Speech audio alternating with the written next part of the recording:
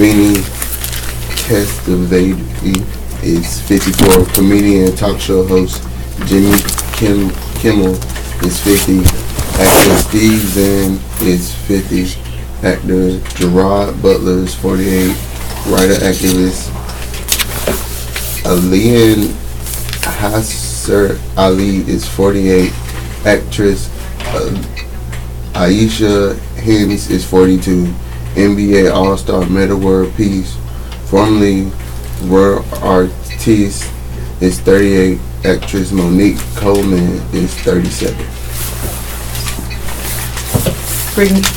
Ferrigno's visit rekindles fans' memory of 1985. Question. I read an article in the Fayetteville Observer the other weekend about the Fayetteville Comic Con and its special guest, Lou Ferrigno. Ferrigno was quoted as saying that this was his first visit to Fayetteville and that he has been to other parts of North Carolina but never this section. That's not true. He must have forgotten that he visited Fayetteville before, 30 years ago, in the middle 1980s. He visited a video rental store called the Video Exchange that used to be at Utah Village North Shopping Center. The actor was there to promote a new workout video of his called Lou Ferrigno's Body Perfection. The reason that I know this is because I was there that day and saw him, and also got an autographed picture of him, which I still have. DC of Fayetteville. Answer. You are right. And Lou Ferrigno, television's Hulk, Incredible Hulk, was wrong. The date was October 17, 1985, and Ferrigno was in town to promote the exercise video. He disclosed during an interview with the Observer that his role as the Hulk was an unpleasant experience, having to be in green makeup for 2 hours and enduring 12-hour shooting days. Ferrigno, a former Mr. America, Mr. Universe, and Mr. International, was a sheet metal laborer when he landed the role. He figured on that day that he would be called the Hulk until he was probably 90 years old. Well, he's now 65, and the public still knows him best as the bulked up green monster. Man, you don't want to make angry. Hulk smash. Michael Fuchs, Livewire, seeks to answer questions of general interest in consumer topics. Initials are used to identify questioners when names are given. Contact Livewire at livewire@fayobserver.com or at 486-3516. Public safety arrest. Arula Grace Heppel, 50 of Goldsboro, was charged Saturday with larceny from a merchant. Bail was set at $1,000. Judy Marie Lawson, 50 of the 1300 block of Turnpike Road, was charged Sunday with larceny. Bail was set at $10,000. Matika Brianna Cherry, 21 of the 100 block of Gladiola Drive, Spring Lake, was charged Sunday with larceny by employee, possession of stolen goods, and conspiracy. Bail was set at $5,000. Valenza Yazzie, 34 of the 900 block of Caston Court, was charged Sunday with possession of a stolen motor vehicle. Bail was set at $5,000. Jawan Mikhail Wortham, 27 of the 800 block of Griffin Street, was charged Thursday with obtaining property by false pretense, conspiracy, breaking and entering, larceny after breaking and entering, and possession of stolen goods. Bail was set at $40,000. Willie Sheffrey, 58 of the 1600 block of Hickle Street, Spring Lake, was charged Thursday with financial card theft and financial card fraud. Bail was set at $2,000. Robbery. Bunts Road, 600 block, reported Sunday at 2:51 a.m. about $100 in cash and debit card reported taken. Break-ins. Cienza Drive, 6500 block, reported Saturday at 12:21 p.m. Nothing reported taken. Fieldcrest Drive, 5000 block, reported Sunday at 12:36 a.m. Someone forced open the door and fired a weapon. No one was injured. Vehicle break-in. Legend Avenue, 4100 block, reported Sunday at 4 a.m. $2,730 in tools reported taken. Daybreak. Need to know. Church security. The Harnett County Sheriff's Office will hold a church security presentation on November 21st at 6:30 p.m. in the Harnett County Governmental Complex Commons area, located at 305 West Cornelius Harnett Boulevard. Pastors and church representatives are invited. The presentation will be conducted by members of the Sheriff's Office Special Response Team and other personnel.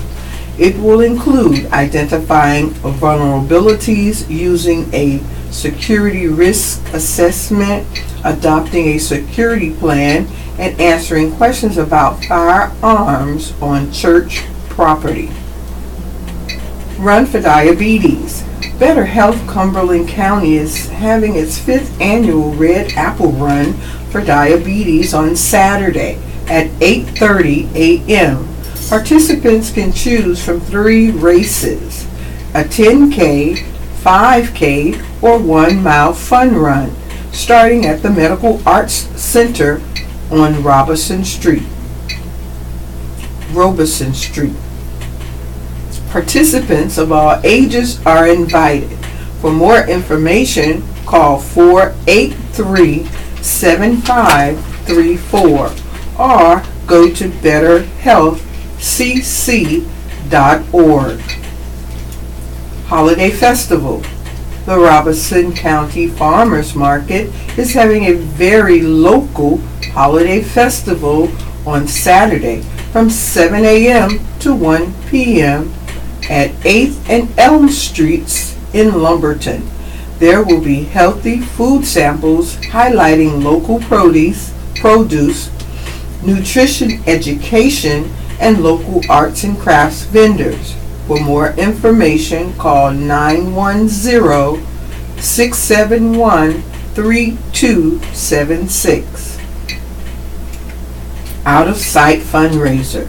The Vision Resource Center will hold its 6th annual Out of Sight Blindfolded Dining Fundraiser Saturday from 5 to 10 p.m. at the Hellenic Center, located at 614 Oak Ridge Avenue. Proceeds benefit programs to assist the center. There will be musical entertainment, silent and live auctions, dinner, and dancing. Tickets are $75 per person or $125 for a couple. Go to Vision Resource Center cc.org for more information. Once again, Vision Resource Center cc.org. Gossip columnist Liz Smith dies at 94.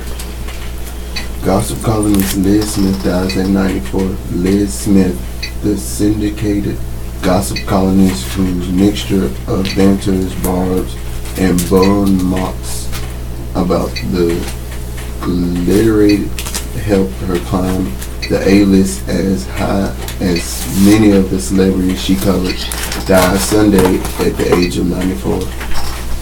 Joni Evans, Smith's literary agent, told the Associated Press she died of natural causes. For more than a quarter century, Smith's column, titled simply Liz Smith, was one of the most widely read in the world. The column's success was due in part to Smith's own celebrity status, giving her an insider's access rather than relying largely on tipsters, press reliefs, and publicistics. With a big smile and her sweet southern manner, the Texan native endeared herself to many celebrities and scored major tabloid scoops. Donald and Ivanka Trump divorce, Woody Allen's and Maya Farrow's impending parenthood. One item proved embarrassingly premature in 2012. She released a column online mourning the death of her friend Nora Ephraim, but Ephraim, who was indeed gravely ill, did not die until a few hours later, and an impending tragedy that Ephraim had tried to keep secrets because became known to the world. Smith held a light-hearted opinion of her own legacy.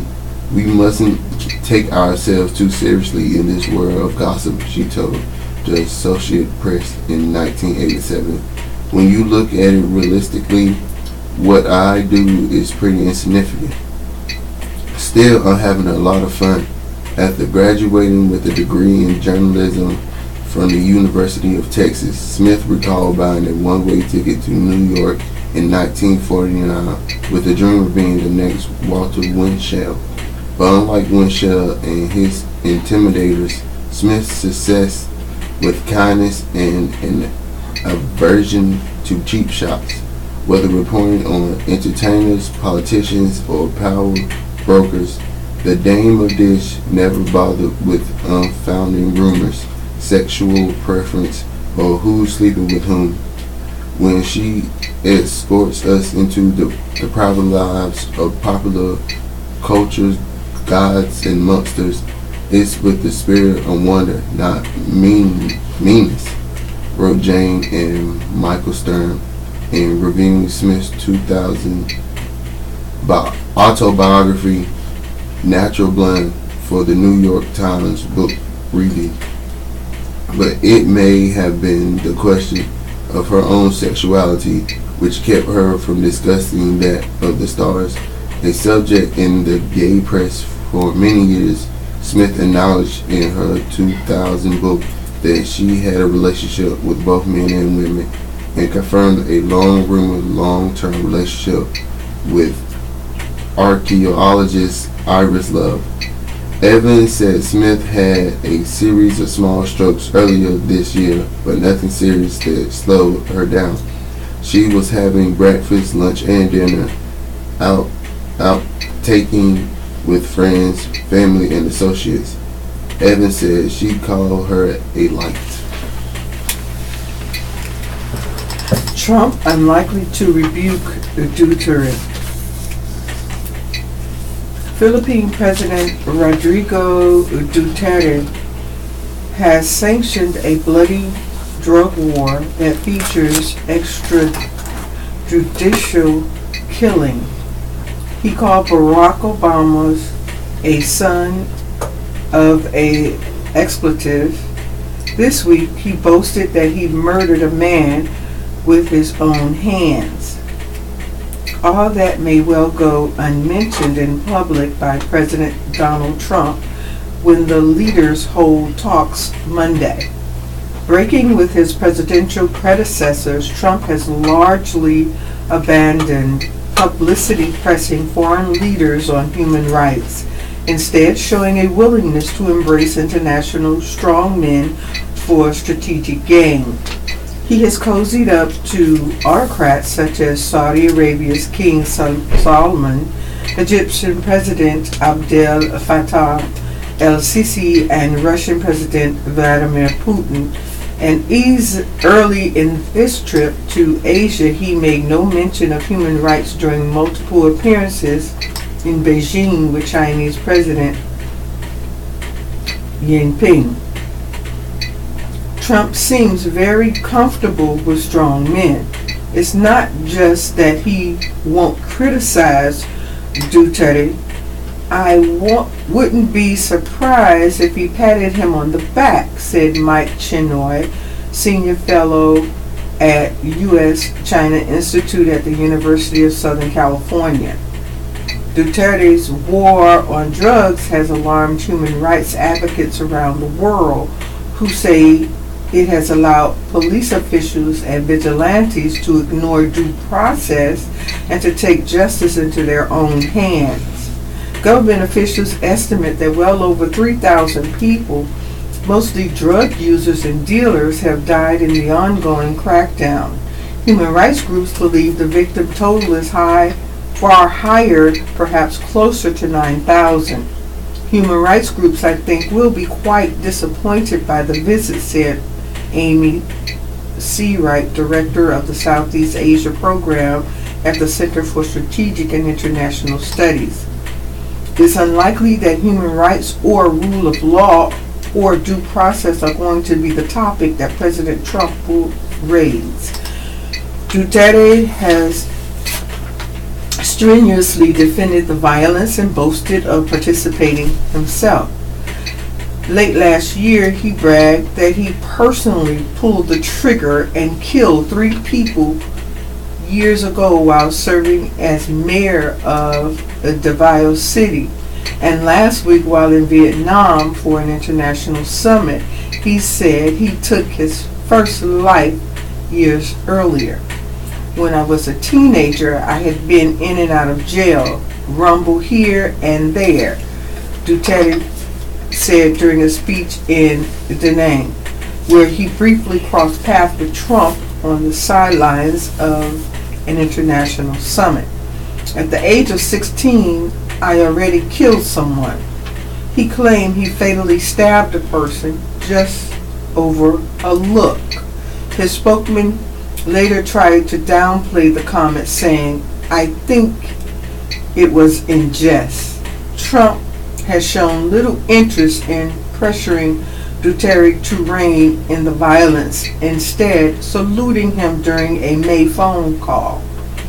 "I just wanted to congratulate you because I am hearing of the unbelievable job on the drug problem," Trump told Duterte, according to a transcript of the conversation that later leaked. "Many countries have the problem. We have a problem. But what a great job you are doing, and I just wanted to call and tell you that." Thor tops Daddy's Home to Orient Express. Los Angeles, the God of Thunder, isn't ready to relinquish his box office throne yet. Studios estimate Sundays that Thor's Ragnarok added $56.6 million from North America's theater in its second weekend, bringing its domestic total to $211.6 million. The film from Disney and Marvel and directed by Taika Waititi outgrows each of its 2 predecessors domestically in just 2 weeks, not accounting for inflation.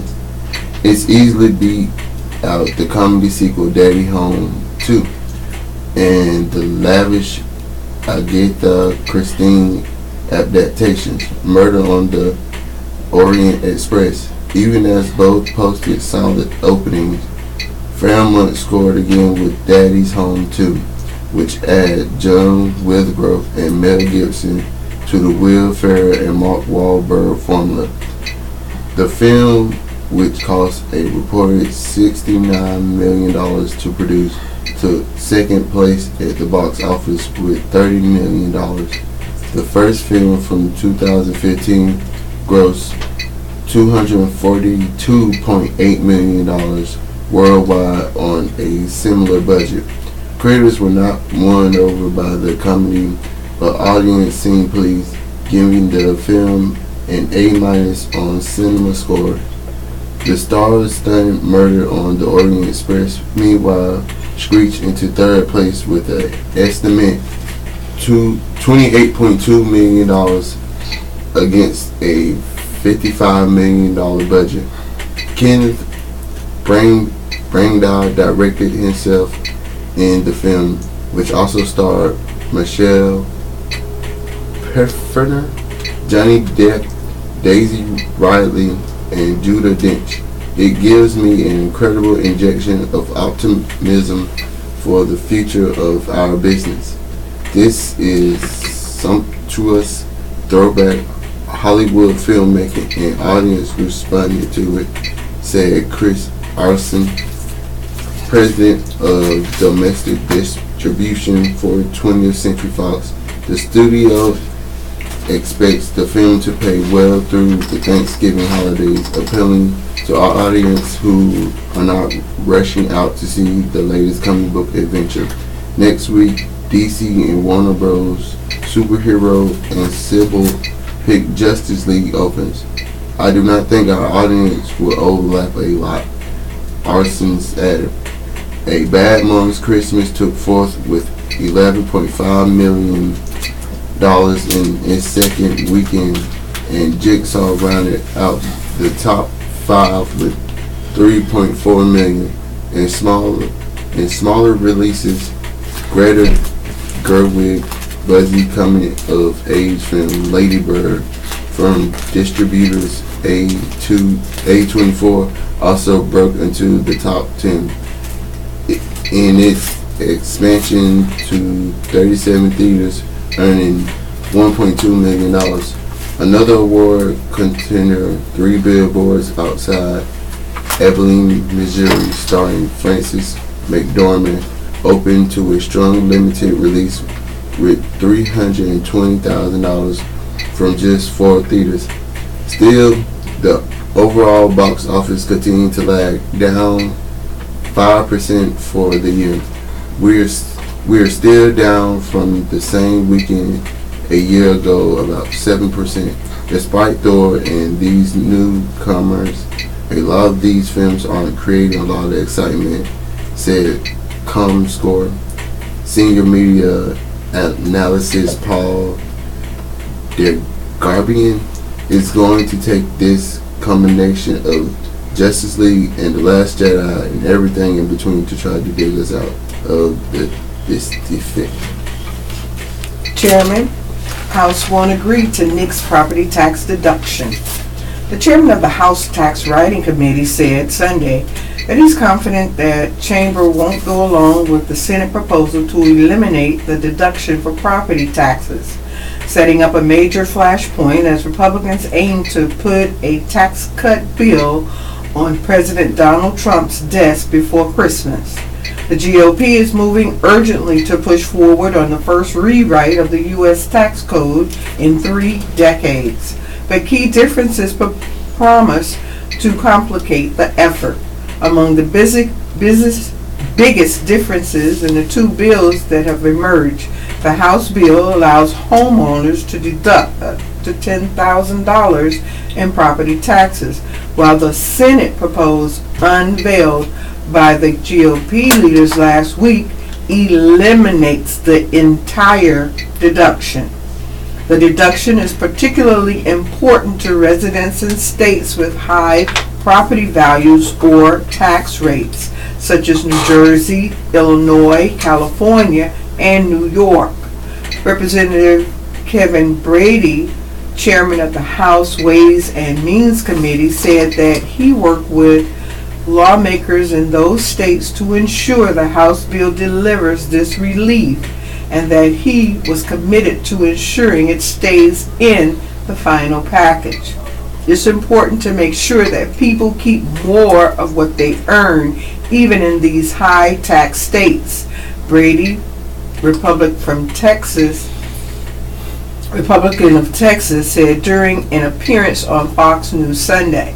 Both the House and Senate bill would eliminate deductions for state and local income taxes and sales taxes paid. Senator Chuck Schumer, Democrat from New York, said in response to Brady's pledge that Republicans should fully restore what is referred to as SALT deduction, or millions of middle-class families would end up paying higher federal income taxes, not less. The House so-called promise would be saying to the middle class, we'll only chop off 4 of your fingers instead of all 5. Schumer said in a statement, A key feature of both bills is a reduction in the corporate tax rate from 35% to 20%, but the Senate version delays the cut for 1 year. Treasury Secretary Stephen Mnuchin said on CBS Face the Nation that he was confident the issue would not be a stumbling block to reaching an agreement. Obviously, we would prefer if they kicked in sooner rather than later, but we're going to work with the Senate on that issue, Mnuchin said. Mnuchin also rebuffed projections that the proposed tax cuts would increase the national debt. He said that creating sustained economic growth of 3% or higher would generate trillions of dollars in additional revenue to the government. He did not specify over what time frame that would occur. This is all about growth, Mnuchin said. This is the Southeastern North Carolina Radio Reading Service, a United Way partner agency. We broadcast from the campus of Fayetteville State University, and our signal is carried by WUNC Chapel Hill. As a non-profit agency, we rely on public donations. We request your support to continue our service. When making charitable donations, please keep the SENCRRS in mind. Our post office box number is 35029, Fayetteville, North Carolina 28303. If you have any questions or comments, please call at 910-672-1600 or our toll-free number 1-844-709-5656. Your radio hosts are Beverly Simonette and James. We are proud to serve you today. Study: women less likely to get CPR. Women are less likely than men to get CPR from a bystander and more likely to die, a new study suggests, and researchers think reluctant to touch a woman's chest might be one reason. Only 39% of women suffering cardiac arrest in a public place were given CPR versus 45% of men, and men were 23% more likely to survive, the study found.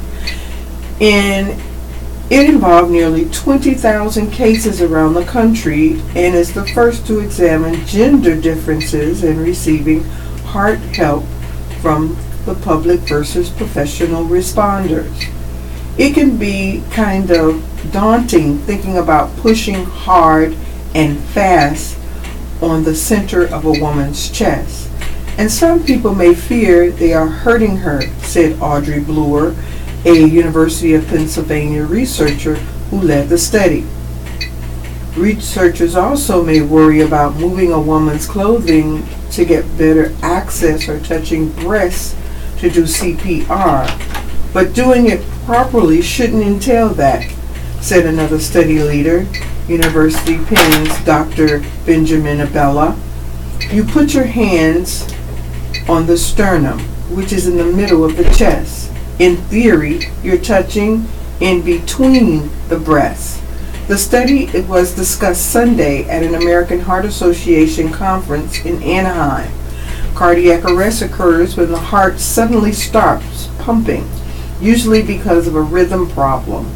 More than 350,000 Americans each year suffer one in settings other than a hospital. About 90% of them die, but CPR can double or triple survival odds. This is not a time to be squeamish because it's a life and death situation, Abella said. Researchers had no information on rescuers or why they may have been less likely to help women, but no gender difference was seen in CPR rates for people who were stricken at home, where a rescuer is more likely to know the person needing help. The findings suggest that CPR training may need to be improved. Even that may be subtly biased towards males. Practice mannequins, they're not called womanikins,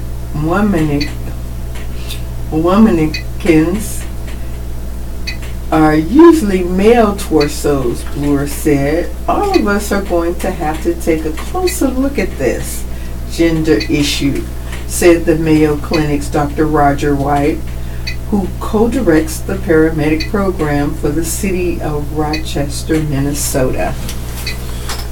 Ex-CIA director Putin influencing President Trump. A day after being criticized by President Donald Trump, a former CIA director questioned whether Russian President Vladimir Putin was manipulating Trump with flattery during the president's lengthy trip to Asia. Trump's trip is meant to be centered on trade in North Korea, and today he will talk with Philippines President Rodrigo Duterte, who has overseen a bloody drug war that has featured extrajudicial killing. But Trump remains dogged by things he has said and has not said about Russia.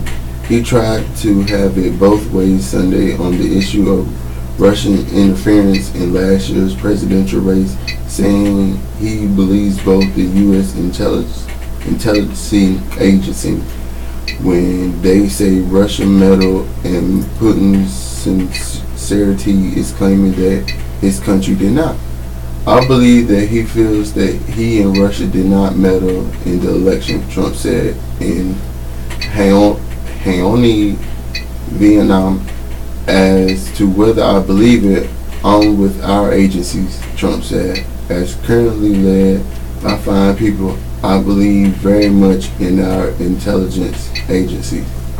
But just a day earlier, he had lashed out at the former heads of the U.S. intelligence agencies, dismissing them as political hacks and claiming there were plenty of reasons to be suspicious of their findings that Russia meddled to help Trump defeat Democrat Hillary Clinton. Former CIA Director John Brennan appearing Sunday on CNN's State of the Union with former National Intelligence Director James Clapper said Trump was deriding them in an attempt to delegitimize the intelligence community's assessment. I think Mr. Putin is very clever in terms of playing to Mr. Trump's interest in being flattered.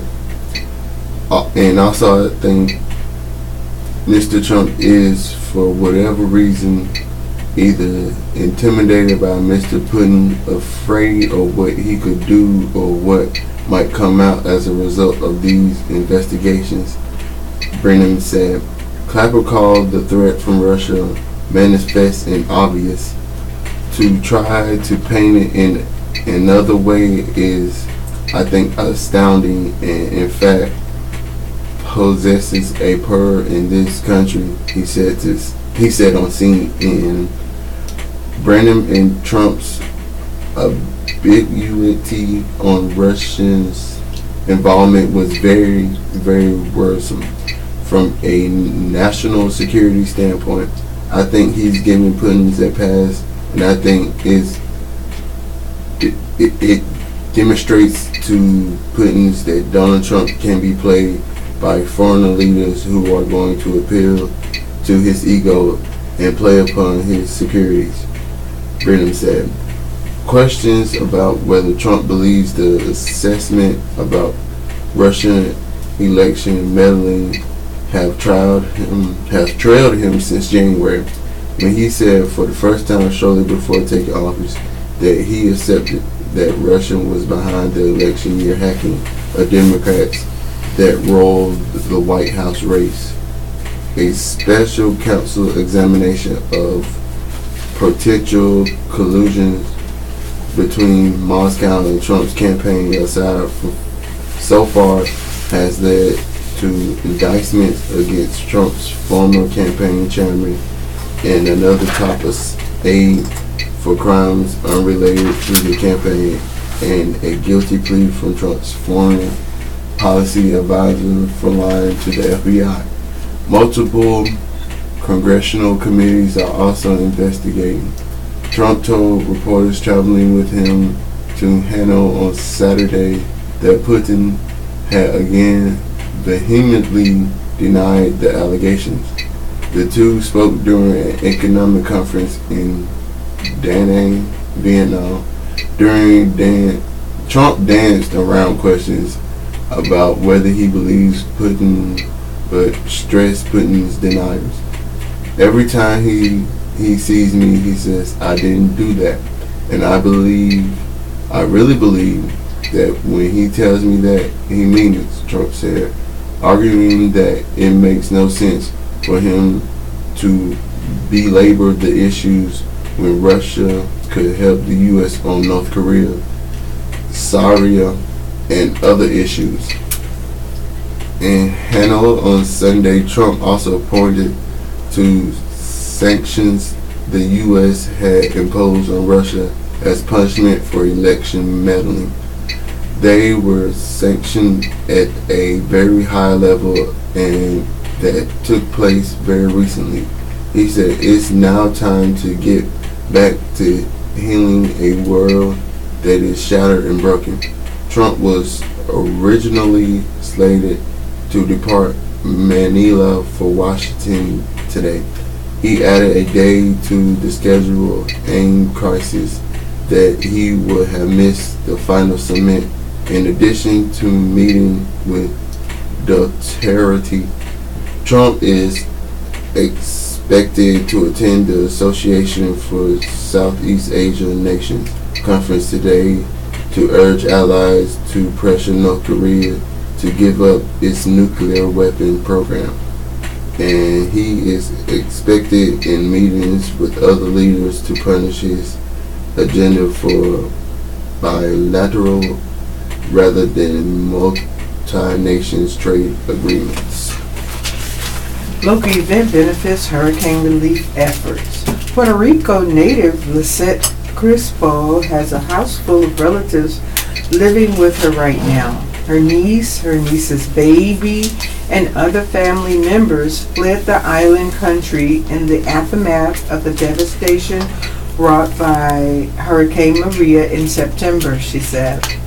They say they don't have any lights, no water, and people are stealing, Crispo said. They need to stand in long lines to buy things at the supermarket. Sunday, Crispo was trying to help the situation by volunteering at a hurricane relief effort in Festival Park, sponsored by Latino Community Connects. Norma Negron is a organizer of the event and is a therapist and founder of Renew Counseling Center. She said the business, which has a large Spanish-speaking clientele, sees a lot of people who were affected by the disaster. They're depressed, Negron said. They have anxiety, not knowing how their families are doing, and they're angry. Negron said Latino Community Connects has been collecting non-perishable food items and diapers to send to Puerto Rico and Mexico. She said the group has already shipped about 6,000 items to the countries. About 6,000 more items are in storage waiting to be shipped, Negron said. It's been amazing. My office has been emptied out of donated items twice a day for at least the last 3 weeks, she said. We've had people from everywhere come to donate. Negron said Sunday's event was to raise money to ship the collected items. Volunteers were also accepting donations of canned goods and other items. A Latino band played at the event Sunday. Dancers in native costumes spun across the Festival Park stage. Money was collected through admission to bounce houses, photo booths, sale of food, and other activities. Crespo said, "The effort is personal to her. She was last in Puerto Rico 2 years ago, but she has seen the devastation through her family's eyes. Most people don't realize how bad it is," she said. Staff writer Roger Mullen can be reached at rmullen@fayeobserver.com or 486-3561. Town holds first Sunday service. Hundreds of mourners crowded into the tiny town of Sutherland Springs for the first Sunday service since a gunman stormed the First Baptist Church a week earlier, killing more than 24 people in the worst mass shooting in Texas history. After an emotional sermon held outdoors under a massive white tent, congregants and the public were invited to return to the church for the first time since the tragedy. A chilling memorial set up inside the church included 26 white chairs, including one for the unborn baby of a victim who was pregnant, bearing each victim's name or nickname painted in gold. Pastor Frank Homori shared his personal heartache and a message that the community bonded together by faith can move past the evil that attacked the church 7 days earlier. Rather than choose darkness, as the young man did that day, we choose life. Homori said during the service, his voice cracking as he spoke about his 14-year-old daughter, Annabelle, who was among those killed in the November 5th rampage. "I know everyone who gave their life that day," he said, pausing to gather himself. "Some of whom were my best friends and my daughter." He wiped his eyes, then added, "I guarantee that they are dancing with Jesus today." Initially, the church had planned to hold Sunday service at an adjacent community center, which could accommodate a few dozen people. But when organizers realized hundreds planned to attend the service, were moved to a massive white tent erected in a baseball field. So many people turned up that the tent side flaps had to be opened for an overflow crowd, so that those who couldn't get a seat could see and hear what was going on inside. Mark Collins, a previous pastor at First Baptist, said it was the largest gathering in the church's 100-year history. The front 3 rows were reserved for survivors of the attack and the families of those killed. Many arrived early as a steady rain fell on the top roof, offering hugs to each other and prayer. Congregants were during the service in a moving version of Amazing Grace, led by 3 singers and a man on guitar, as the voices of hundreds sang along. Some bowed their heads and others raised their hands and swayed as the music played. The tears streamed down their faces. Amazing Grace was also played at halftime at Floresville High School and Friday's night game in tribute to the victims. Later Sunday, the First Baptist Church opened its doors for the first time since the shooting. The insides have been transformed into a memorial with its walls, floors, and pulpits painted white. Broken windows and ceiling tiles had been replaced. The bullet holes filled. The church pews, the carpet, and all equipment had been removed. All that filled the space were the 26 white chairs, each with a red rose tied to it, except for one that had a pink rose for the unborn baby.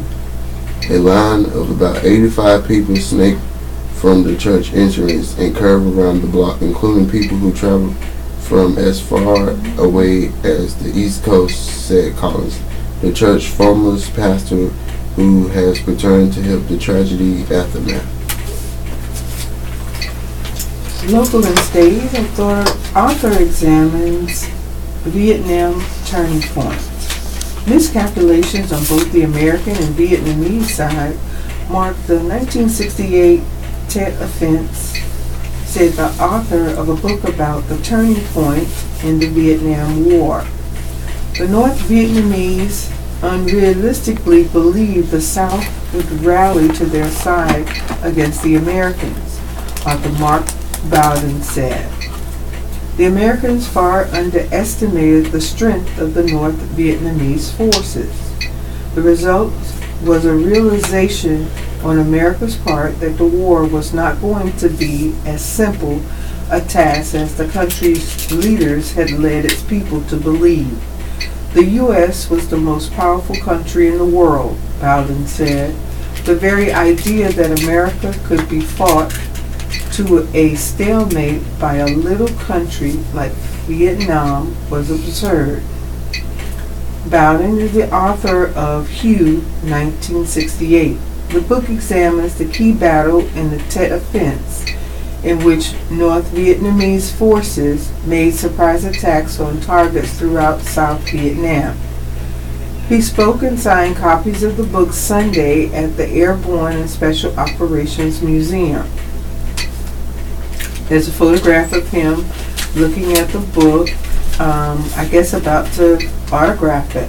Author Mark Bowden signs copies of his book, Hugh, 1968, at the Airborne and Special Operations Museum on Sunday. Who is also the author of Black Hawk Down, spoke and signed copies of the book Sunday at the Airborne and Special Operations Museum. Bowden, who is also the author of Black Hawk Down, said the Tet Offense took military leaders, including General William Westmoreland, by surprise. They had no idea the North Vietnamese could stage such a coordinated, widespread attack. Even as the attack ensued, Bowden said Westmoreland refused to acknowledge the extent of it. He blamed the general's thick-headedness. During the Tet Offensive, every major city and town in the South was attacked, Bowden said. Westmoreland's response seemed to have been to refuse to believe that it happened. On the North Vietnamese side, Bowden said military leaders were convinced that the South Vietnamese citizens would support the invasion against the Americans. He said the North Vietnamese got some support in rural areas, but not as much as they expected in urban centers. The battle that resulted was eventually a military loss from North Vietnam, Bowden said, but it began to turn the American public against the war because they had been led to believe victory was within reach.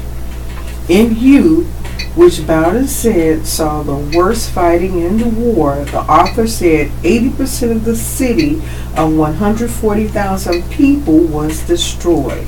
About 11,000 people were killed, including about 1,800 American casualties. Bowden said he made 2 trips to Vietnam to research the book. He also visited the Lyndon Johnson Presidential Library and Museum, the National Archives, and other institutions for his research. The author said one lesson from the book is the danger of going to war without knowing enough about the country you are fighting. He said he sees that same dynamic play out in places like Afghanistan. But Bowden said the miscalculation is usually a political and not a military failure.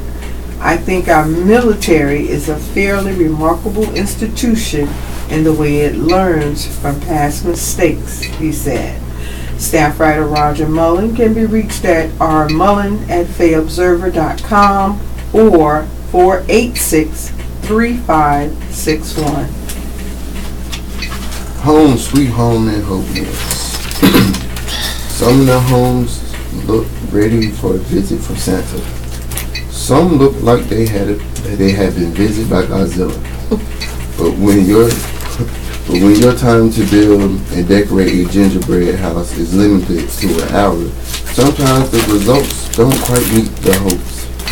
The good news is, it's like everything else, said Charlotte Riggle. The more you build, the better you get. Riggle was one of two instructors from Fayetteville Technical Community College Culinary Arts Program, helping a room full of would-be builders put together gingerbread houses. When finished, some of them will be on display at the Habitat for Humanity Community of Hope in downtown Fayetteville during the Dickens holiday. Consider it hands-on training, said Ruthie Dent, a Habitat spokeswoman. It's always fun to see what people bring. Some of the buildings are really ordinary. Things weren't that ordinary at the Hope Mills Library as a dozen new gingerbread homes took shape, but there were some creative concepts. You can do anything you want with a little practice, said instructor Nicole Knotts. You can follow a simple plan or get really creative. The only limit is your imagination and physics. At the first time, house builders quickly learned a thick plank of gingerbread had a tendency to plot over into the icing that's supposed to hold them together. Roof tended to skid slowly down, squashing the delicate marshmallow snowman below. Gingerbread houses, they discovered, aren't as easy as they look, and they tasted even worse. You wouldn't want to eat those houses, Riggle said. They aren't the same as the yummy gingerbread men you cook. They're more like a brick. They have to stay solid from start to finish. And there's just one word to wanting to eat the icing that holds everything together. Don't. It's great for a glue, but not so great for you. Instead, they're suggesting picking up some extra candy decoration, colorful thin candies or sticks of chewing gum to decorate the roof. Tufts of cotton candy coming out of the chimney, pieces of chocolate as a pathway to the front door. Above all, Riggle said, take your time. Don't worry about mistakes. You'll see something that makes the house perfect for the holidays, Knott said. It's messy and it can be frustrating, but it's really a lot of fun. This year's Gingerbread Community of Hope will be set up at Skyview on 121 Hay Street. There is no charge to take part and compete for $250 in prizes. The entry deadline is Thursday. For information, call 483-0952. Cumberland Matters by John Souls. Public input sought on the Eastover Land Use Plan. When the Eastover Land Use Plan was completed in 2000, the town that is now Eastover was unincorporated and the Eastover Sanitary District did not exist. 17 years later, the Cumberland County Planning and Inspection Department is seeking public input to update Eastover's land use plan. A public meeting will be held Thursday at 7 p.m. at the Salem United Methodist Church on Middle Road. County planning staff will work with community residents to update the plan by gathering the ideas, concerns, and future visions of residents who live in the area. This area in eastern Cumberland County is generally defined from east to west as the area from the Fayetteville city limits and Cape Fear River to Big Creek and the Eastover Fire District line, and north to south as the area from the Eastover Fire District line to NC 24 and Maxwell Road. The current Eastover land use plan is available on the county's website at co.cumberland.nc.us. Click on the Department tab and find Planning and Inspections. Call 678-7629 for more information.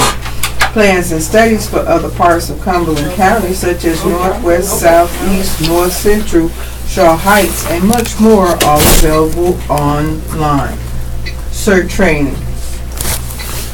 North Carolina Emergency Management is offering Community Emergency Response Team CERT basic training sessions to Cumberland County residents for free in December. Seats are limited and filled on a first-come, first-served basis. The 21 hours of training are held over 3 days. CERT basic training covers basic skills needed to respond in the community immediate needs in aftermath of a disaster when emergency services are not immediately available. Residents who complete the training can assist in saving lives by protecting property using basic techniques taught in the course. The classes will be held at the Vander Fair Fire Department, located at 3509 Clinton Road.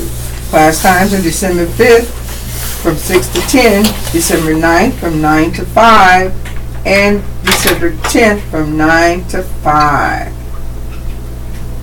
Register for courses online at terms.ncem.org/TRS/logon.do.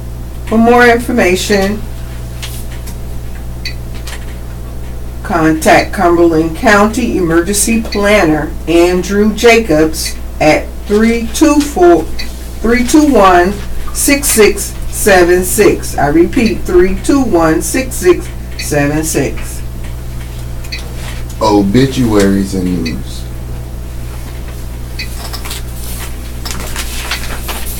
This is the Southeastern North Carolina Radio Reading Service, a United Way partner agency. We broadcast from the campus of Fayetteville State University. Our signal is carried by WUNC Chapel Hill. As a nonprofit agency, we rely on public donations. We request your support to continue our services. When making charitable donations, please keep the Southeastern North Carolina Radio Reading Service in mind. Our post office box number is 35029, Fayetteville, North Carolina 28303.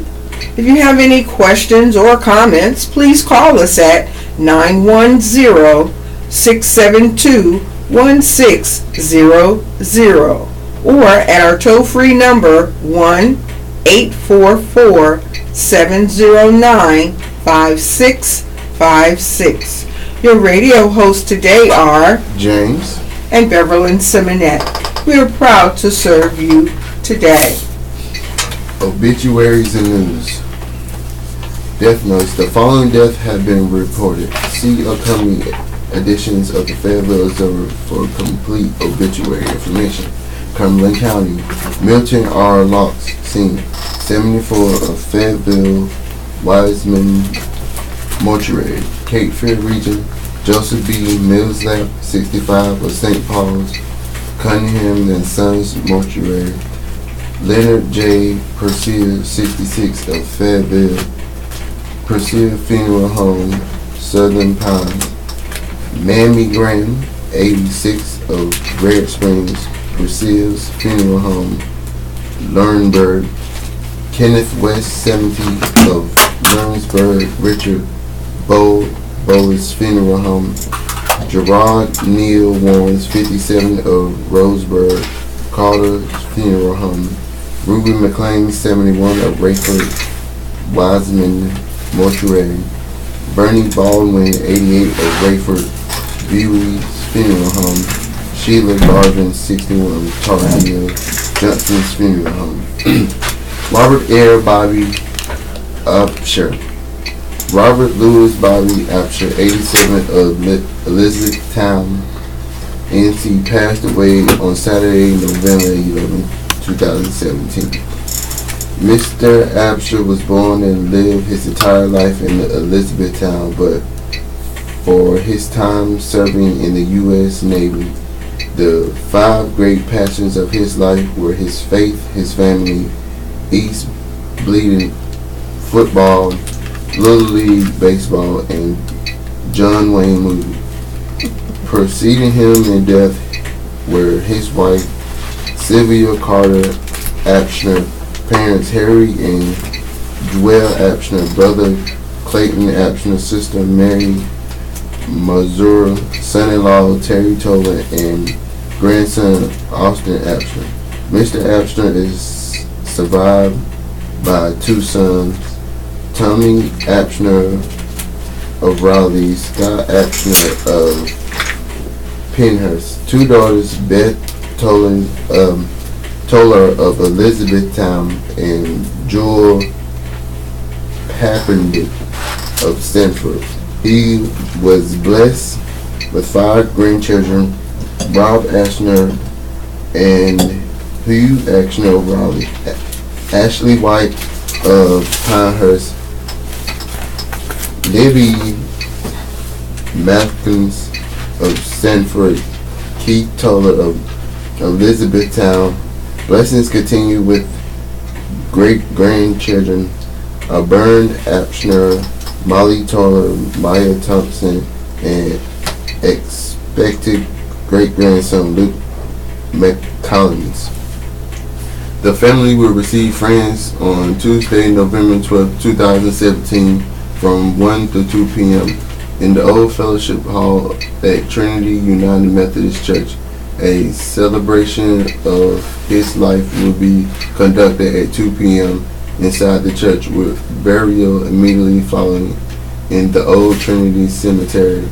In lieu of flowers, memorial may be made to Trinity United Methodist Church, P.O. Box 759, Elizabethtown, NC 28337, or Lord Cape Fear Hospice and Life Care Center, 206 Warrior Trail, Whitesville, NC 28472. Tim B. Vulcan. Tim Boy Vulcan, 66, passed away on Saturday, November 11, 2017 at Emerald Health and Rehab Center in Lillington, North Carolina. Tim is preceded in death by his parents, Clifton and Irene Vulcan, and a brother, Albert Vulcan. Funeral service will be held on Tuesday, November 14, 2017 at 2 o'clock p.m. at Christian's Chapel Church, Lillington, North Carolina, with pastors Harry Thomas officiating. Interment will follow in the Black Vulcan Family Cemetery. A visitation for family and friends will be held at the church prior to the funeral from 1 to 2 p.m. Surviving are his stepchildren, Sydney Santos, Jamie Pons, and Chris Pons, brothers Harold Vulcan and wife Barbara, Jerry Vulcan and wife Peggy, Fred Vulcan and wife Linda, Gary Vulcan and wife Virginia, sister Christina Smith and Teresa Holder and husband Gary, and 12 nieces and nephews. Condolence may be made at AD Funeral and Crematory.com. David D. Clay Sr. David D. Clay Sr., 79, of Fayetteville, died Sunday, November 5th, 2017. Funeral Tuesday noon, Wiseman Mortuary Chapel. Viewing funeral home Monday, 1 p.m. to 7 p.m. Burial Sand Hill State Veterans Cemetery, Wiseman Mortuary. Dorothy Delores, Baby Ray Brayboy. Dorothy Delores, Baby Ray Brayboy, 71, of Fayetteville, died Monday, November 6, 2017. Funeral Tuesday, 1 p.m. Locks Creek AME Zion Church. Viewing Wiseman Mortuary Monday, 2 p.m. through 7 p.m. Burial, Locks Creek AME Zion Church Cemetery, Wiseman Mortuary. Earl W. Wilkins.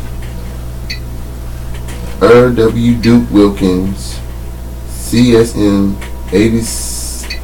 82nd Airborne, retired, of Colonial Beach, Virginia, passed from the world on Saturday, November 5th, 2017. After an extremely productive 92 years, a memorial service will be held at Stroke Funeral Home, Colonial Beach Chapel, Nash and Slaw, 131 3rd Street on Saturday, November 18th at 2 o'clock p.m. Burial with full honor will occur at a later date in Arlington National Cemetery. In lieu of flowers, please donate to the National World War II Museum, 945 Magazine Street, New Orleans, LA 70130.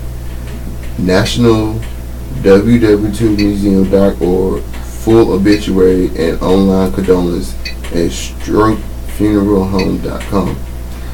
Maria Gray Bess Kinney.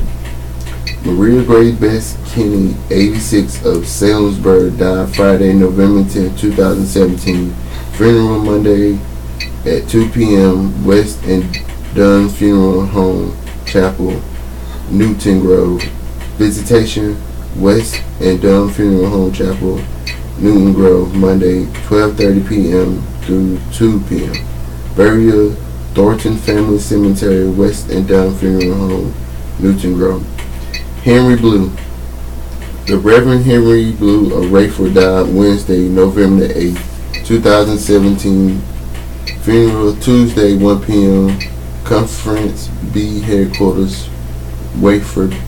Visitation, Dobie Funeral Home, Monday, 1 p.m. through 7 p.m. Burial, Walls Chapel Church Cemetery, Dobie Funeral Home. Dear Abby, unhappy grandma gets an eyeful of son-in-law wearing skivvies.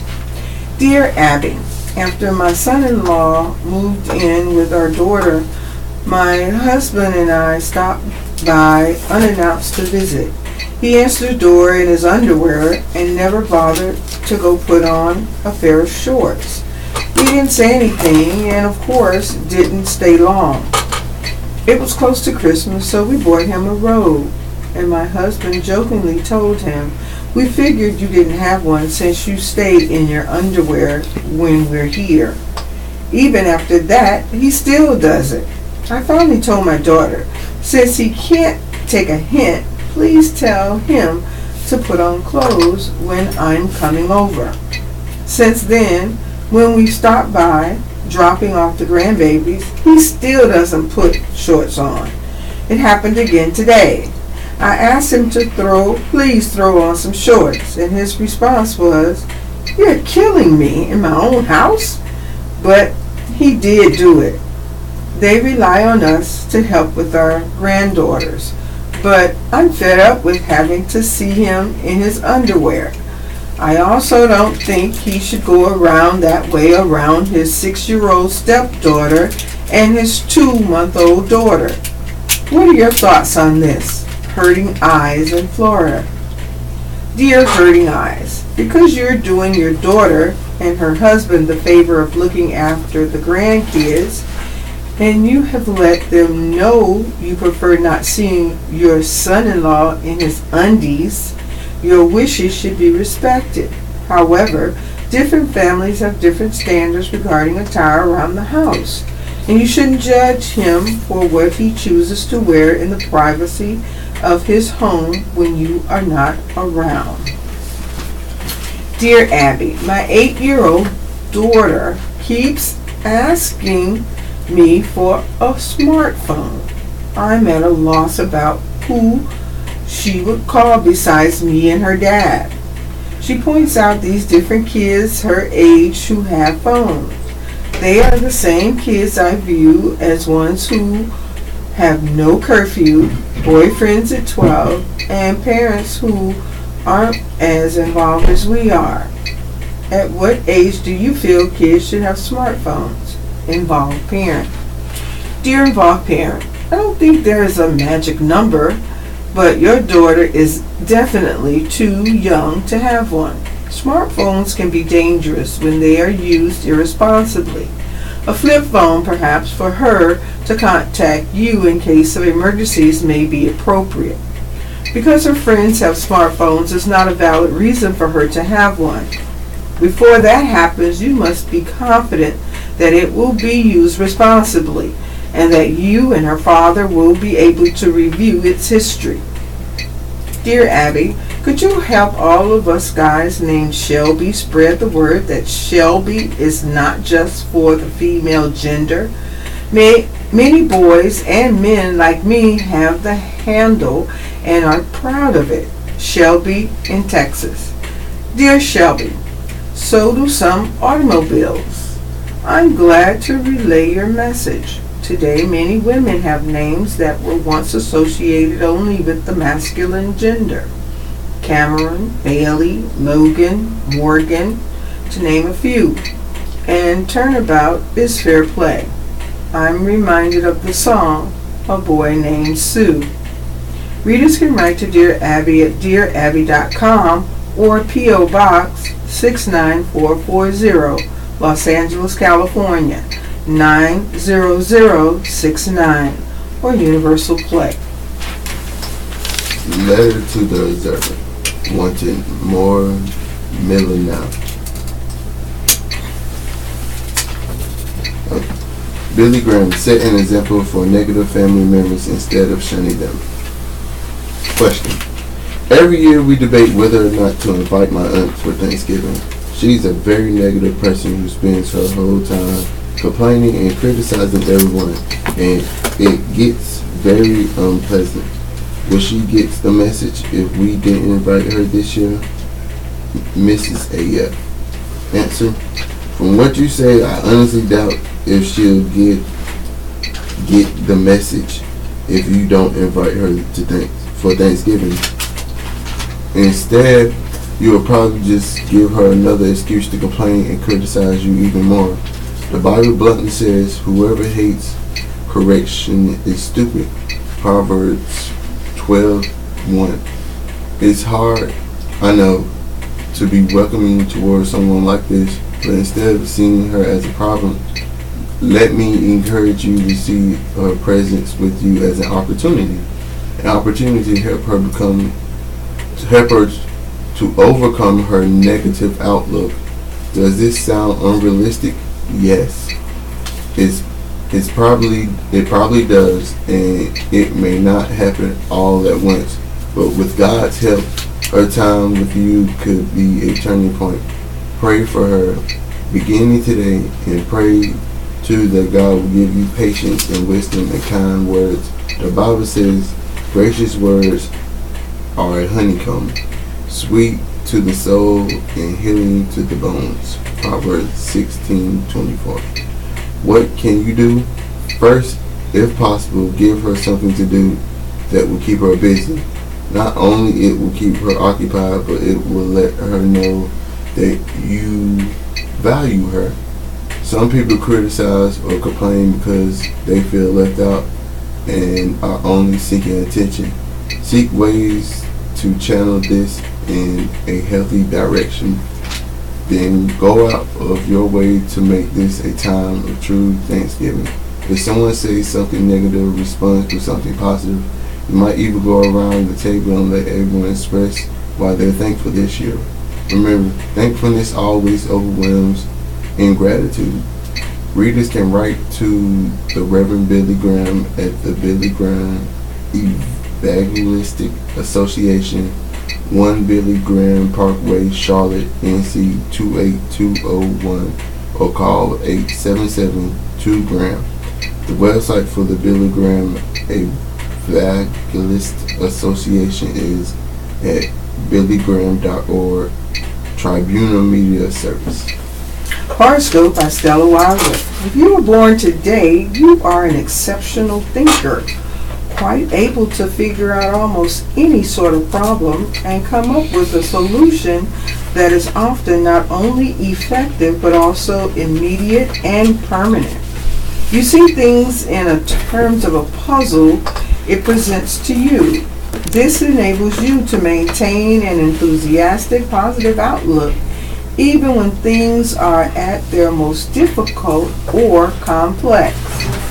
Scorpio, October 23rd through November 21st. Someone close to you is likely to need from you exactly what you need yourself. So it's a good day to cling together and cooperate. Sagittarius, November 22nd through December 21st.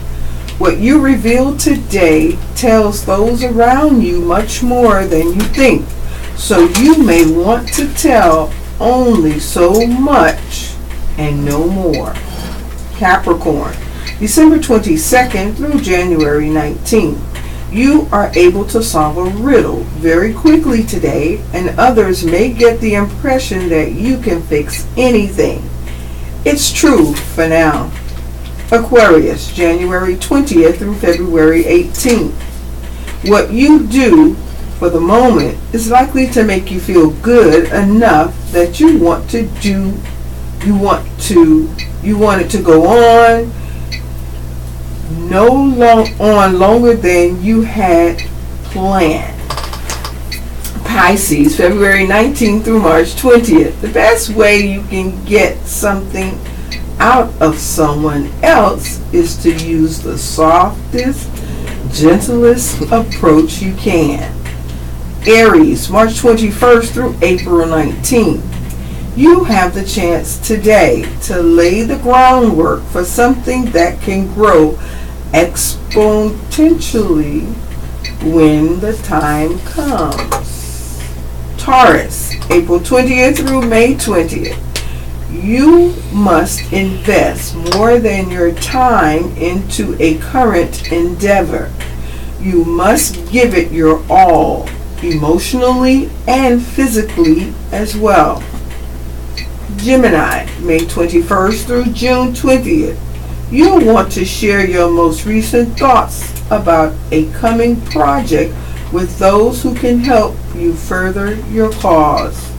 Cancer, June 21st through July 22nd. You're eager to get back to the basics and back to one of the places that you consider home. An old friend wants to reconnect. Leo, July 23rd through August 22nd. You may have the chance to work closely with someone you have long admired. Be sure you're ready for challenges that arise. Virgo, August 23rd through September 22nd. There may be little for you to do today, but stay out of your way.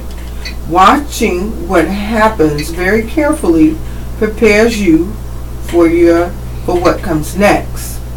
Libra, September 23rd through October 22nd. You have a choice to make today: to support a friend or engage a foe in an emerging conflict. Which will be better?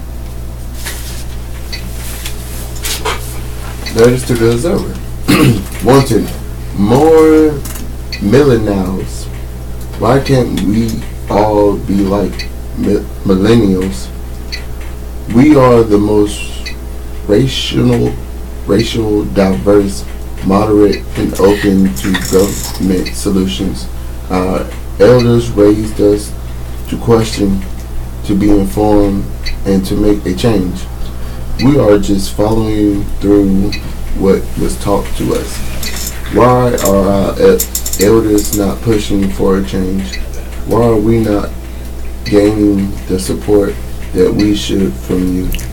I just wish there was more support from the very same people that taught us this, as opposed to being the ones hiding behind the white bathrobes and made men marches. We will never make it anywhere as a whole with our country divided. Be more positive, be more patient, be more understanding, push for things you would have gotten hell for standing for during your youth.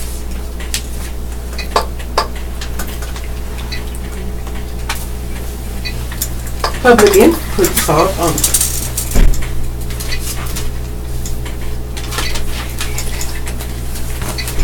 Libertarians to make a bid for unaffiliated voters. Cumberland County's ongoing off-again Libertarian Party has reconstituted itself after a hiatus of some years. Its new leaders hope to put candidates on the ballot here as soon as 2018. We think they can swell their ranks by tapping into voters' growing discontent with the Democratic and Republican parties. A discontent visible in the rapid growth of unaffiliated voters. Unaffiliated voters outnumber Republicans both locally and statewide. They don't want to be associated with the far left and the far right because they don't like the rhetoric that comes with it, said Libertarian Aaron Jeffers. Jeffers spearheaded the effort to reorganize the Cumberland County Party. We are all about free thought, independent thought. We're not about party rhetoric, Jeffers said. The Cumberland County Libertarian Party has struggled over the years. It tended to go dormant when its leaders moved away, said former Chairman Brian Irvin. Irvin, who now lives in Cary, organized the Cumberland County Libertarians in 1999. Jeffers isn't sure how long it's been since the party has had an active Cumberland County chapter. He restarted it because he wanted to spend time with local libertarians after voting for Libertarian Gary Johnson for president last year and discovered that nearest organization, Libertarian Party, was a 40-minute drive away in Sanford. I felt it was something that needed to be brought to Fayetteville and Cumberland County, he said. Jeffers contacted the state party, was appointed interim chairman over the summer, and organized weekly meetings in Fayetteville that started in late September. It has attracted about 15 people, with 7 or 8 who regularly attend, said Joe S. Green, who this month was elected to be the permanent chairman. Green said it will take constant pressure and time to push the party ahead. That's what I'm putting into it right now. As of November 7th, there were 1,073 registered libertarians in Cumberland County out of 210,255 total voters. They are dwarfed by the Democrats with 97,175 voters and the Republicans with 48,455 voters. The unaffiliated voters that Green and Jeffers hope to attract numbered 63,552. Between May 6th and November 7th, the Cumberland County Libertarians added 78 people, a 7.8% growth rate. The Democrats added 360, a 0.37%, and the Republicans added 312, a 0.65%. Unaffiliated voters grew by 1,500 people in that time, a 2.4% growth rate. People interested in the Libertarian Party of Cumberland County can contact it via its Facebook page or by calling or texting Green at 910-922-3175. Election recount. The Cumberland County Board of Elections will conduct a discretionary recount of the 2017 municipal elections at 9 a.m. on Tuesday. The recount is to ensure the numbers are correct for the canvass of the results. A news release says, Facebook Veterans Workshop, U.S. Representative Richard Hudson appeared at a Boost Your Business seminar in Fayetteville on Friday with the Facebook representatives to advise veterans on who owns small business owners how to use Facebook to reach their customers. Hudson said about 300 attended, and the audience was largely a mix of veterans and military family members. State Fire Marshal visits. Insurance Commissioner and State Fire Marshal Mike Causey toured Robeson County Fire Departments on Thursday. This follows a similar tour of fire departments he made in Fayetteville and Cumberland County in October. Causey is talking to fire departments about a challenge they face in hiring and retaining firefighters, his office said. In Robeson County, Causey also toured a department near Lumberton that is still rebuilding following last year's Hurricane Matthew flooding. He also talked with Pembroke area firefighters about their need for a ladder truck to serve the University of North Carolina at Pembroke. Meetings. The Cumberland County Republican Women's Club meet at 6 p.m. during dinner from 7 p.m. There's a meeting on Tuesday at Memphis Barbecue, located at 1498 Skyboat Road in Fayetteville. The speaker will be North Carolina Supreme Court Associate Justice Barbara Jackson. You can RSVP at 910-424-2533 or email Pam Munson at nc.rr.com. Cumberland County Libertarian Party weekly meeting is at 6:30 p.m. on Wednesday at Robo Dojo, located at 111 Lamont Street, North 127B, Fayetteville. Appointments. NC House Speaker Tim Moore appointed Moore County District Attorney Maureen Kruger to the task force on sentencing reforms for opioid drug convictions. The task force will study cases of inmates incarcerated on opioid drug offenses and whether they could be reintegrated into society. State Representative Elmer Floyd of Fayetteville has been appointed to the NC House Select Committee on River Quality. His office said House Speaker Moore created the committee in August after it was learned that Chemours Company Fayetteville Works Chemical Plant in northern Bladen County has been discharging a chemical called Gen X into the Cape Fear River. Communities downstream that get their water from the river, including Wilmington, are concerned. Submit news and announcements to Inside Politics at FayObserver.com. This is the Southeastern North Carolina Radio Reading Service, a United Way partner agency. We broadcast from the campus of Fayetteville State University, and our signal is carried by WUNC Chapel Hill. As a non-profit agency, we rely on public donations. We request your support to continue our service. When making charitable donations, please keep the SENCRRS in mind. Our post office box number is 35029 Fayetteville, North Carolina 28303. If you have any questions or comments, please call at 910-672-1600 or our toll-free number 1-844-709-5656. Your radio hosts are Beverly Simonette and James, and we are proud to serve you today. Good news about Gen X is hard to find. There seems to be no end to the reoccurring bad news about Gen X. The possibly human carcinogen has been emitting in various ways for years from the Chemours plant on the Cumberland-Bladen County line. The chemical is used in the manufacture of some coatings that are made at the plant, including Teflon.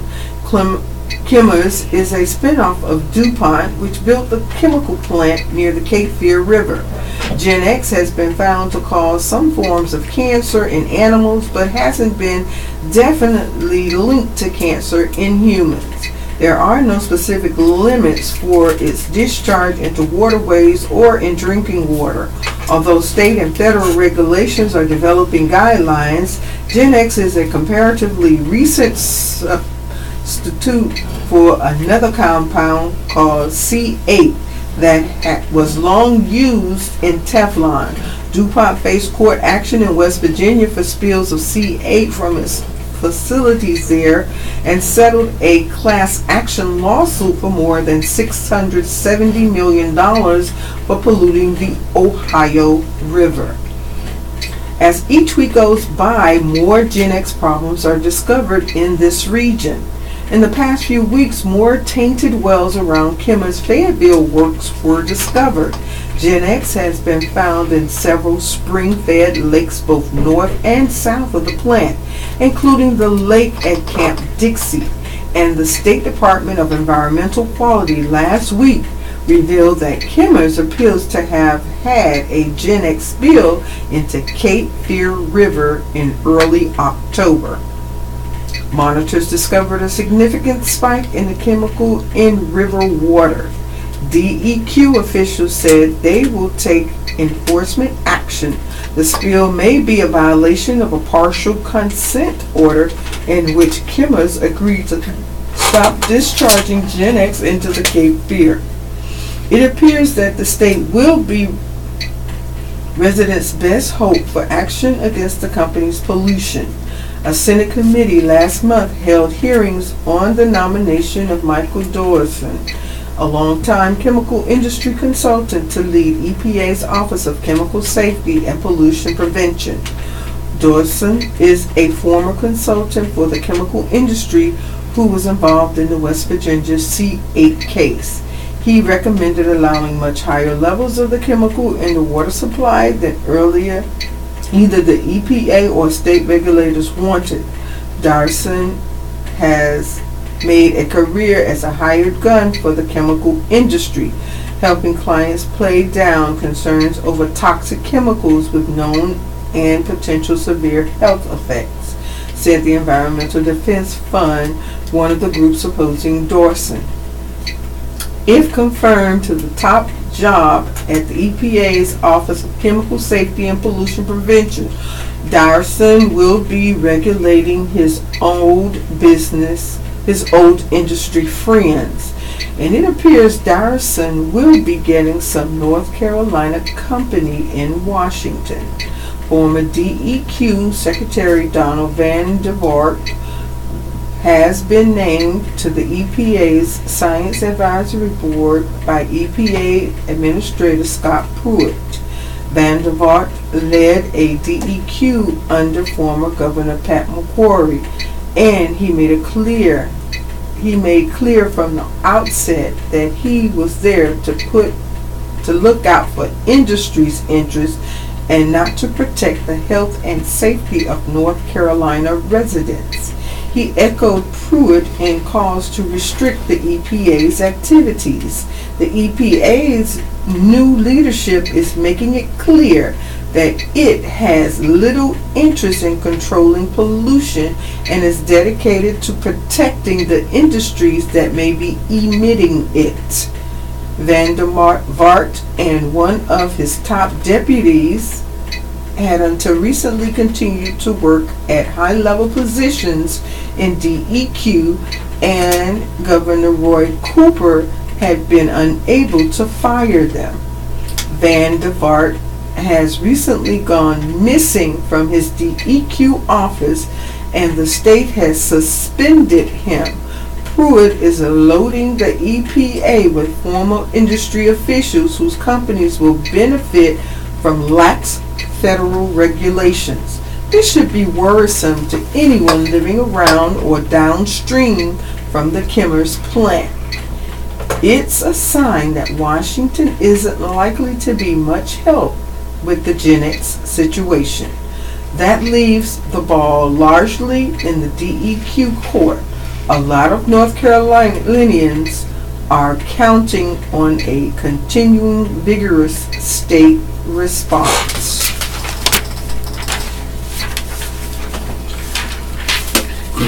Roy Moore case rolls evangelical. For many evangelical, fiery Alabama politician and Judge Roy Moore has been a longtime hero. Others have sometimes cringed at his heated rhetoric and bellicose style. Now, as Moore's Republican U.S. Senate campaign is implied by allegations of sexual overtures to a 14-year-old girl when he was in his 30s, there's an outpouring of impassioned and soul-searching discussion in evangelical ranks. This is one of those excruciating decisions moment for evangelical Albert Mahor, president of the Southern Baptist Theological Seminary, said in a telephone interview. The allegations, if true, are devastating. If true, this is a very big deal. Mahler said Alabama's voters face a potentially wrenching task of trying to determine if the allegations Moore has emphatically denied them are credible. According to Pew Research Center, 49% of Alabama adults are evangelical Protestant. For some of them, the Moore allegations echo the quandary they faced last year, wrestling over whether to support Donald Trump in the presidential race. Despite this crude sexual boast, the Reverend Robert Franklin, professor of moral leadership at Emory University, Candler School of Theology in Atlanta, said the Washington Post reports about the Moore allegations represent a test of more constituency for evangelicals. Evangelicals are steadily losing their moral authorities in the large public square by intensifying their uncritical loyalty to Donald Trump, Franklin said. Since this is Ray Moore and not Donald Trump, I think there may be significant disaffections with him and increased demands for his removal from the ballot. As for Moore, Franklin said their era classic evangelical remedies such as confession, prayer, and remorse, and isolation. Election to higher office is not one of them, Franklin said. Still, a solid minority of conservation Christians adopted to the Never Trump hashtag on social media and joining those outside evangelism who says values voters had lost their value. Women and black evangelical especially emerge as critics of Trump's remarks about women, immigrants, African Americans, and Muslims. Many of these same critics of Trump's behavior and rhetoric condemned Moore in recent days and bemoaned the fact that some evangelicals were standing by him. Okay, seriously, we elected a man president who drags about using his power and authorities to sexual assault women, tweeted Kyle James Howard, an African American student at the Southern Baptist Theological Seminary. Why are we surprised that members of his party will now be defending a party member's sexual assault of a minor?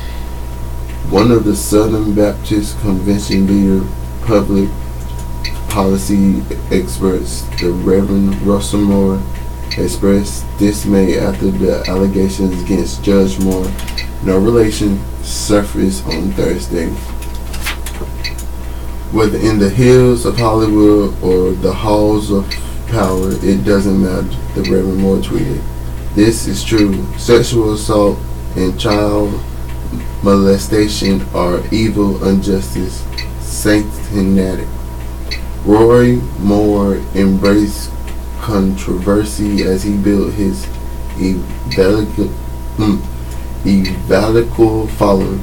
He was twice removed from his post as Alabama's Chief Justice, once for disobeying a federal court order to remove a Ten Commandment monument from the lobby of the state judicial building, and later for urging probate judge to defy the U.S. Supreme Court decision legalizing gay marriage. Prayer and repentance were among the themes Sunday at Moore's home church in Gallant, Alabama. Moore himself wasn't president at First Baptist Church. The church's pastor, the Reverend Tom Brown, prayed during the service for the entire Moore family and urged congregants to trust in God and believe that adversity could lead to a positive outcome. He's always been a man of character, of integrity, of honor, and there's nothing in those 25 years that I've seen that would challenge that, Brown said. That's all I can go by.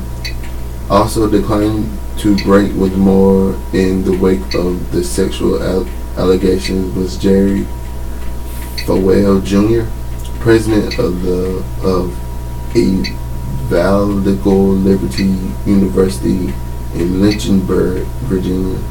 It comes down to a question of who is more credible in the eyes of the voters, the candidate or the accuser.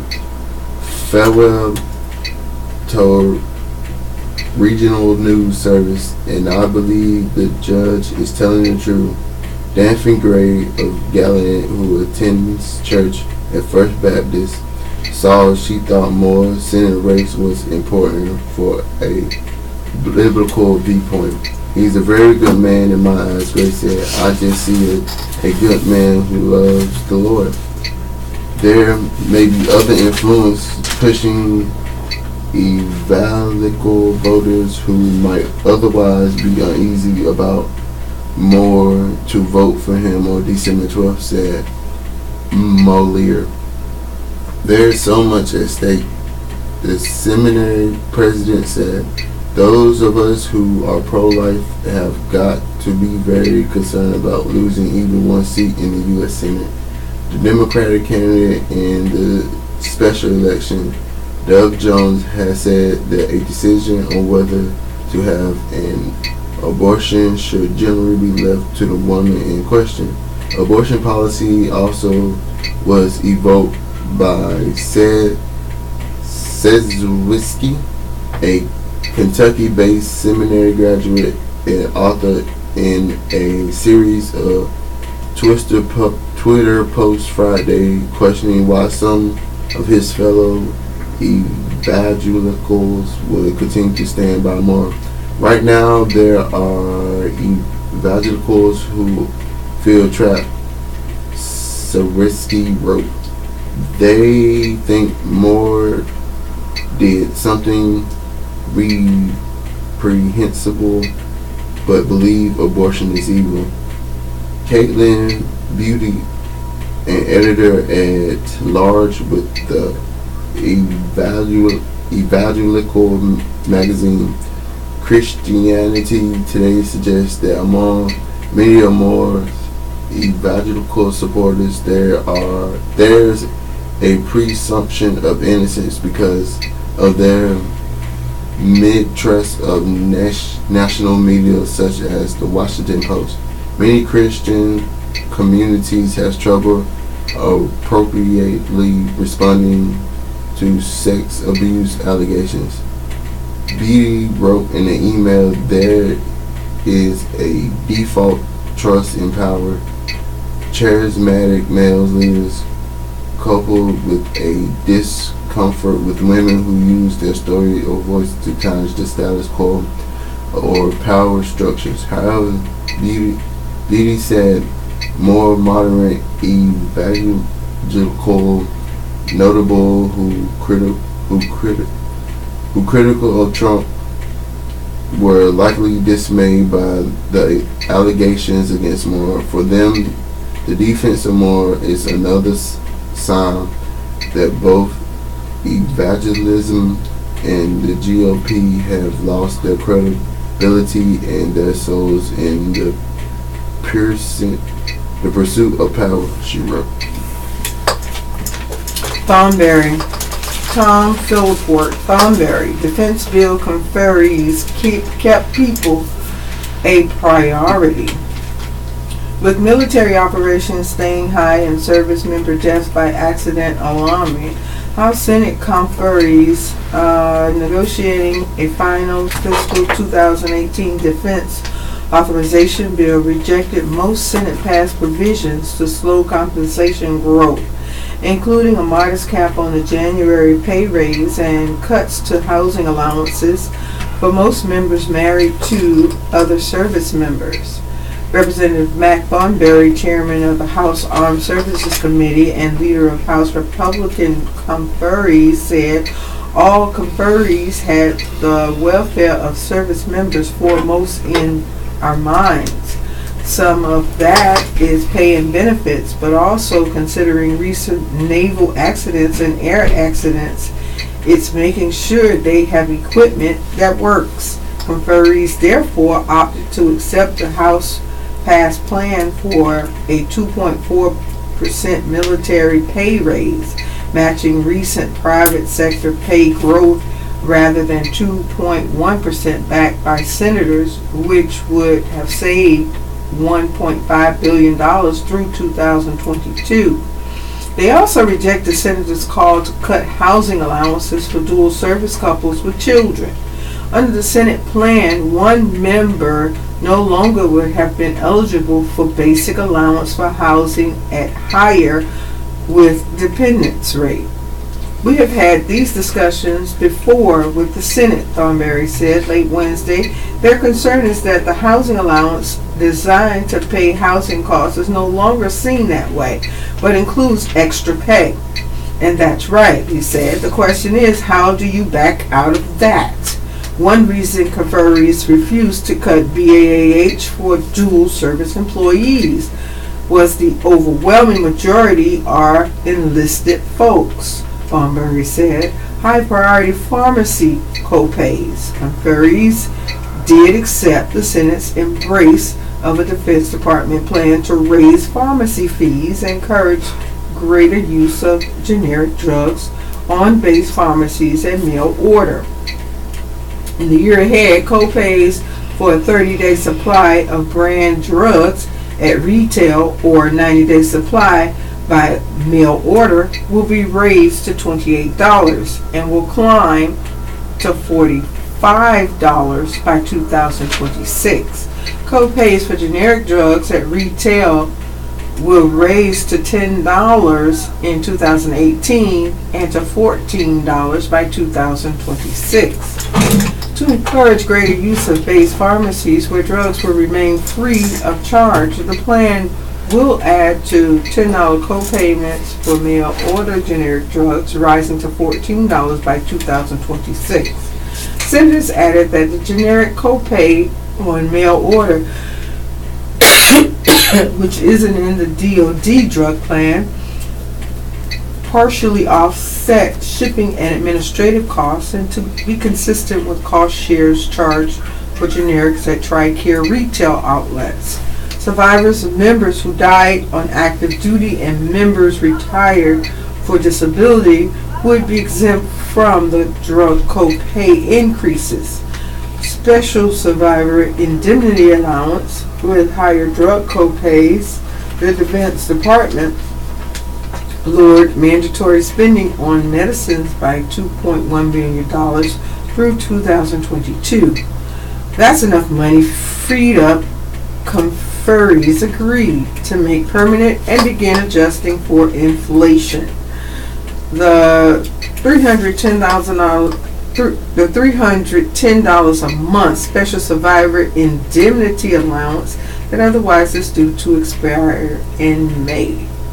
Grandfathering TRICARE fees, one of the most confusing results of negotiations to shape a final 2018 authorization bill, is the decision to sustain language from last year's defense bill that protects working age retirees from TRICARE fee changes to take effect in 2018 for new entrants into service.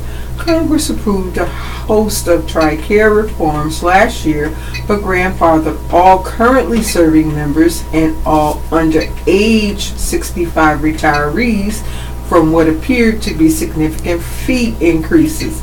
Defense officials complained this would force DoD to administer two sets of fees for the next 50 years to shield current members and retirees from higher out-of-pocket medical costs. In their fiscal 2018 budget request, defense officials urged Congress to repeal the grandfather language and to let every generation of non-disabled retiree under age 65 face same TRICARE fees, co-pays, and deductibles. The Congressional Budget Office weighed in, estimated removal of the grandfather protection will save the department almost $4 billion over the next 5 years. In late September, however, the Defense Health Agency published near final regulations to implement the TRICARE reform. They included a surprise new method of calculating current fees for active duty families and retirees under 65, and their families for care outside of military treatment facilities. Defense officials argued the new fixed dollar fees for the newly renamed TRICARE Select option, which will replace TRICARE Standard and Extra on January 1st, merely will reflect average fees that current service members and retirees already pay. But the new fixed dollar fees turn out to be higher than some TRICARE reform fees planned for new entrants in 2018 and beyond. The Military Coalition, a consortium of associations advocating for military families and retirees, protested to Congress recently that the Defense Health Agency's methodology is flawed. The planned fixed dollar fees, they argue, will exceed rather than mirror average of fees paid by current TRICARE participants, as the agency contends. The uncertainty made it easy for House Senate conferees to accept the House plan and preserve the grandfather provision for working age retirees. But in doing so, given the fixed dollar fee schedule now set for TRICARE Select, DoD actually will be saving total health care dollars by keeping current retirees away from fee changes for new entrants who eventually will qualify for retirement. Thornberry said this committee had set out to protect retirees from higher fees by adhering to the notion not to change rules of the game or promises you made retroactively. That was the position the conference was able to adopt. Now, he acknowledged it actually is a little more complicated than that, because if you took away the grandfathering, there would be some people in some instances that would benefit with lower costs. Thornberry promised to watch how TRICARE fees evolve for the separate generations. But for now, he said he wants current military folks grandfathered unless there is just an overwhelming case that service members are retired and retirees would be better off if we took that grandfathering out. Comment, write Military Update, P.O. Box 231111, Centerville, Virginia 20120, or email mulupdate@aol.com, or Twitter Tom Philpott @military_update.